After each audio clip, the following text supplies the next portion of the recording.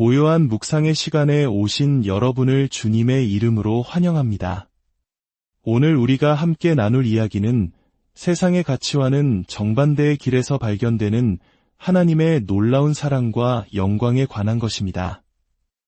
이 메시지가 여러분의 마음에 깊은 울림과 평안을 주기를 소망합니다. 잠시 귀를 기울여 이 말씀이 여러분의 삶에 스며들게 하십시오. 만약 이 시간이 은혜롭다면 이 영상을 공유하고 채널을 구독함으로써 더 많은 이들에게 하나님의 사랑을 전하는 통로가 되어주시길 부탁드립니다. 여러분의 작은 나눔이 누군가에게는 큰 위로와 희망이 될 수 있습니다. 주님의 축복이 여러분과 함께 하시기를 기도합니다. 먼저 요한일서 4장 7절부터 마지막 절까지의 말씀을 함께 묵상하겠습니다. 사랑하는 자들아, 우리가 서로 사랑하자. 사랑은 하나님께 속한 것이니 사랑하는 자마다 하나님으로부터 나서 하나님을 알고 사랑하지 아니하는 자는 하나님을 알지 못하나니 이는 하나님은 사랑이심이라. 하나님의 사랑이 우리에게 이렇게 나타난 바 되었으니 하나님이 자기의 독생자를 세상에 보내심은 그로 말미암아 우리를 살리려 하심이라. 사랑은 여기 있으니 우리가 하나님을 사랑한 것이 아니요 하나님이 우리를 사랑하사 우리 죄를 속하기 위하여 화목 제물로 그 아들을 보내셨음이라.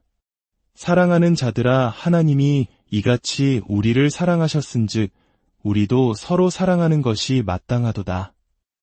어느 때나 하나님을 본 사람이 없으되 만일 우리가 서로 사랑하면 하나님이 우리 안에 거하시고 그의 사랑이 우리 안에 온전히 이루어지느니라.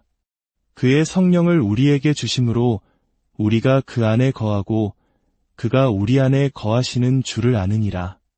아버지가 아들을 세상의 구주로 보내신 것을 우리가 보았고 또 증언하노니 누구든지 예수를 하나님의 아들이라 시인하면 하나님이 그의 안에 거하시고 그도 하나님 안에 거하느니라. 하나님이 우리를 사랑하시는 사랑을 우리가 알고 믿었노니 하나님은 사랑이시라. 사랑 안에 거하는 자는 하나님 안에 거하고 하나님도 그의 안에 거하시느니라.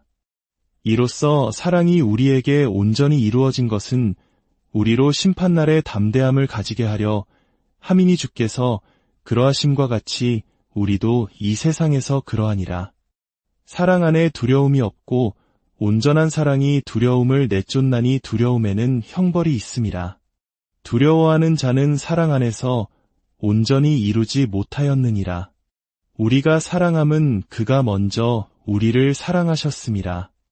누구든지 하나님을 사랑하노라 하고 그 형제를 미워하면 이는 거짓말하는 자니 보는 바 그 형제를 사랑하지 아니하는 자는 보지 못하는 바 하나님을 사랑할 수 없느니라. 우리가 이 계명을 주께 받았나니 하나님을 사랑하는 자는 또한 그 형제를 사랑할지니라. 아멘. 이제 요한복음 17장 22절과 23절 말씀으로 우리의 묵상을 이어가겠습니다. 예수님께서 십자가를 지시기 전밤 제자들을 위해 이렇게 기도하셨습니다.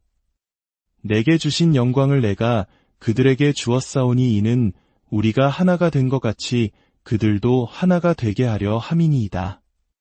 곧 내가 그들 안에 있고 아버지께서 내 안에 계시어 그들로 온전함을 이루어 하나가 되게 하려 함은 아버지께서 나를 보내신 것과 또 나를 사랑하심 같이 그들도 사랑하신 것을 세상으로 알게 하려 함이로소이다. 아버지 하나님, 저희를 위해 친히 기도해 주신 예수님의 그 음성을 듣게 하시니 감사합니다. 복음의 말씀을 듣고 회개하며 믿음으로 주님께 나아온 저희가 십자가에 자신을 내어주신 그분을 의지합니다. 그리하여 하나님의 진정한 사랑을 깨닫고 서로를 사랑하는 것이 무엇인지 배우게 하여 주옵소서. 이 말씀에 복을 더하여 주시길 예수님의 이름으로 기도합니다. 아멘.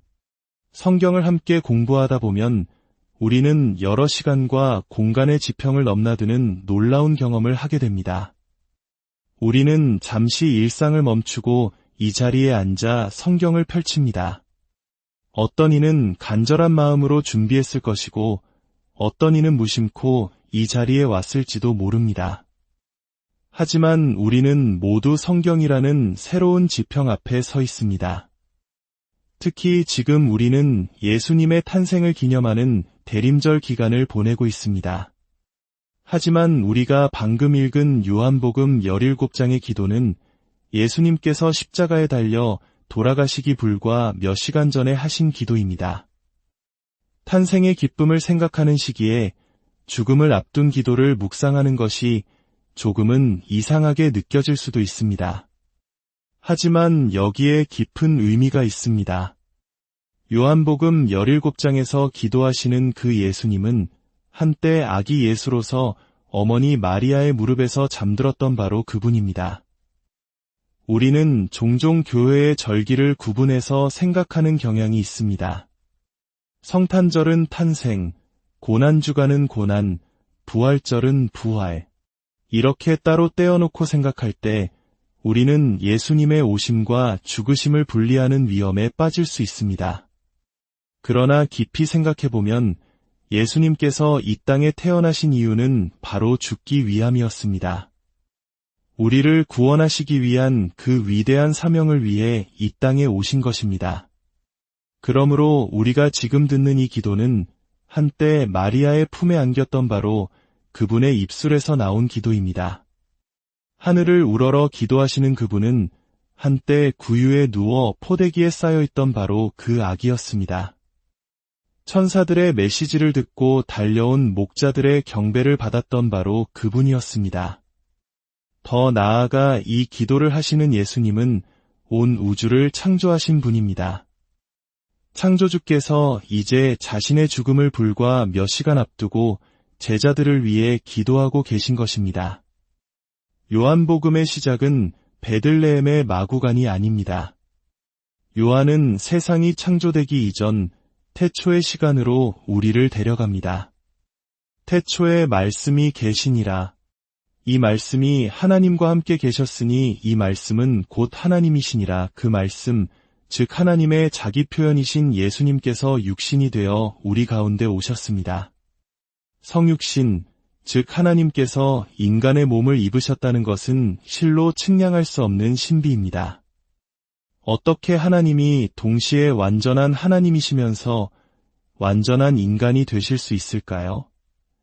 하지만 이 신비를 받아들이지 않으면 신약 성경의 그 어떤 내용도 제대로 이해할 수 없습니다. 갈릴리 바다의 성난 파도를 향해 잠잠하라 명하시고 그 즉시 파도를 멈추게 하신 분이 누구입니까? 무덤에 있은 지 나흘이나 된 나사로를 향해 나사로야 나오너라 외치시고 그를 살려내신 분이 누구입니까? 만약 예수님이 그저 위대한 영웅이나 성인이었다면 성경은 의미를 잃고 맙니다.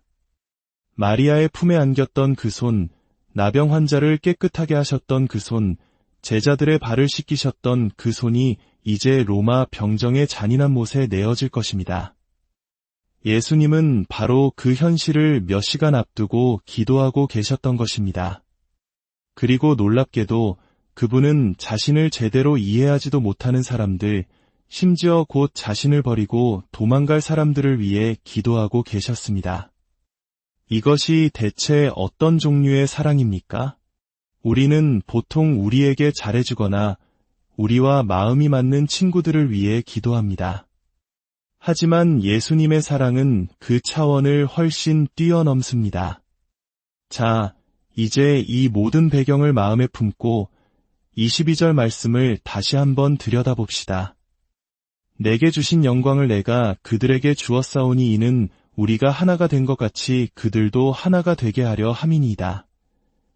예수님은 어떤 영광을 받으셨고 또 어떤 영광을 제자들에게 주셨다는 것일까요? 첫째로 하나님께서 예수님께 주신 영광에 대해 생각해 봅시다. 이것은 예수님께서 성육신하시기 전부터 성부, 성령과 함께 누리셨던 본래적인 영광과는 조금 다릅니다. 기도문에서 예수님은 이 영광이 주어진 영광이라고 말씀하십니다. 이는 아버지께서 아들에게 이 땅에서의 구원 사역을 수행하는 과정 속에서 부여하신 특별한 영광으로 보입니다. 저는 이 부분을 묵상하며 한 가지 사실을 계속해서 되새겼습니다. 예수님은 죽기 위해 태어나셨다는 것입니다. 보통 우리는 아이가 태어나면 그 아이의 죽음을 생각하지 않습니다. 그것은 너무나 슬프고 낯선 일일 것입니다. 하지만 예수님의 탄생은 영원 전부터 계획된 분명한 목적을 가진 여정의 시작이었습니다. 사도 바울은 이렇게 말했습니다. 미쁘다 모든 사람이 받을 만한 이 말이여 그리스도 예수께서 죄인을 구원하시려고 세상에 임하셨다 하였도다. 예수님이 오신 목적은 죄인을 구원하는 것이었습니다. 요한복음 12장에서 어떤 헬라인들이 예수님을 뵙고 싶어 찾아왔을 때 예수님은 이렇게 대답하셨습니다. 인자가 영광을 얻을 때가 왔도다. 십자가에 못 박힐 때가 왔다는 말씀이 아니라 영광을 얻을 때가 왔다고 하셨습니다. 예수님께 십자가는 곧 영광이었습니다. 왜냐하면 십자가는 하나님의 뜻에 온전히 순종하는 길이었기 때문입니다. 그렇습니다. 하나님께서 예수님께 주신 영광은 화려한 왕관이나 권력의 자리가 아니었습니다. 그것은 바로 순종의 길, 섬김의 길, 그리고 십자가의 길이었습니다.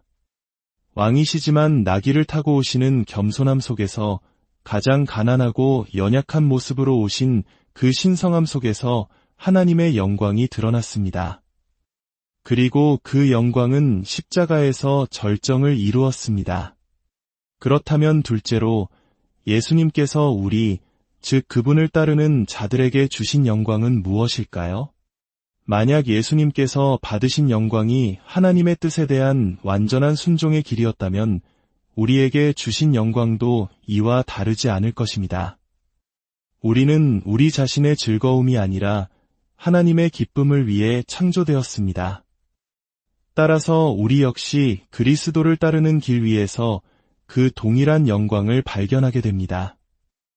초대교회 성도들에게 사도 베드로는 이렇게 편지했습니다. 너희가 그리스도의 이름으로 치욕을 당하면 복 있는 자로다.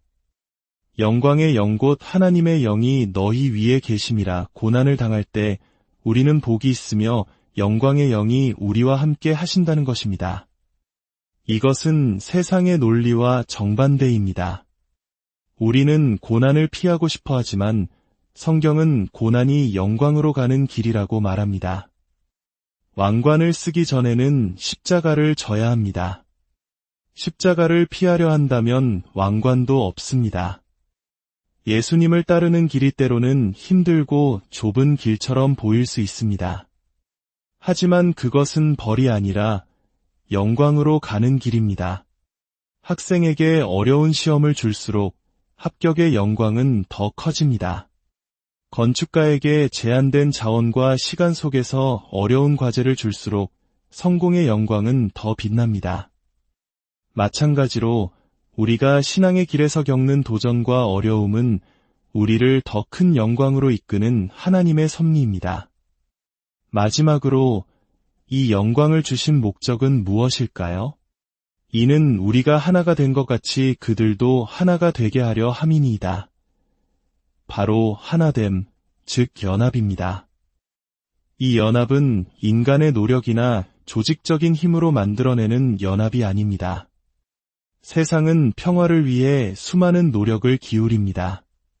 국제기구를 만들고 캠페인을 벌입니다. 그러나 세상은 여전히 분열과 다툼으로 가득합니다. 이것은 인류의 오랜 역사 속에서 반복되어 온 슬픈 현실입니다. 인간의 마음 깊은 곳에는 하나됨에 대한 갈망이 있지만 우리 스스로의 힘으로는 그것을 이룰 수 없습니다. 예수님께서 기도하신 하나됨은 초자연적인 것입니다. 성부와 성자가 하나이신 것처럼 우리도 성령 안에서 하나가 되는 것입니다. 이것은 눈에 보이지 않는 영적인 연합이지만 동시에 세상이 볼 수 있도록 드러나야 합니다. 요한일서에서 사도 요한은 이렇게 말했습니다. 어느 때나 하나님을 본 사람이 없으되 만일 우리가 서로 사랑하면 하나님이 우리 안에 거하시고 그의 사랑이 우리 안에 온전히 이루어지느니라. 보이지 않는 하나님은 그분의 백성들이 서로 사랑하는 모습을 통해 세상에 보여집니다. 출신 배경, 생각, 가진 것, 모든 것이 다른 사람들이 예수 그리스도 안에서 하나가 되어 그 어떤 차이보다 예수를 더 소중히 여기며 사랑하는 모습을 볼 때 세상은 비로소 이렇게 질문하기 시작합니다. 저들에게는 무언가 특별한 것이 있구나. 교회는 이 땅에 보여주는 작은 천국의 모형이 되어야 합니다. 우리가 강단에서 선포하는 사랑과 용서의 메시지가 성도들의 삶 속에서 실제로 살아 움직일 때 세상에 강력한 영향력을 미치게 됩니다. 예수님의 기도는 여기서 그치지 않습니다. 우리가 하나 될 때 세상이 두 가지를 알게 될 것이라고 말씀하십니다. 첫째는 아버지께서 나를 보내신 것입니다. 즉, 예수님이 하나님께로부터 온 구원자이심을 세상이 알게 된다는 것입니다. 둘째는 이것이 오늘 말씀의 가장 놀라운 부분인데 나를 사랑하심 같이 그들도 사랑하신 것을 세상이 알게 된다는 것입니다. 잠시 멈추어 이 말씀의 무게를 느껴보십시오. 하나님 아버지께서 그의 아들 예수를 사랑하신 것과 똑같은 사랑으로 바로 오늘 이 말씀을 듣고 있는 당신을 사랑하신다는 사실입니다. 이것은 우리의 모든 상상을 뛰어넘는 너무나도 엄청나고 감격적인 선언입니다. 우리가 예수 그리스도 안에 있을 때 우리는 성부와 성자의 그 영원하고 완전한 사랑 안으로 초대받은 것입니다. 혹시 지금 삶의 무게에 눌려 외로워하고 계십니까? 누구도 나를 이해해주지 못한다고 느끼십니까? 세상의 어떤 것으로도 채울 수 없는 공허함을 느끼십니까? 그렇다면 이 음성을 들으십시오. 하나님 아버지가 나를 사랑하신다. 그분이 나를 사랑하신다. 그 사랑은 막연한 사랑이 아닙니다.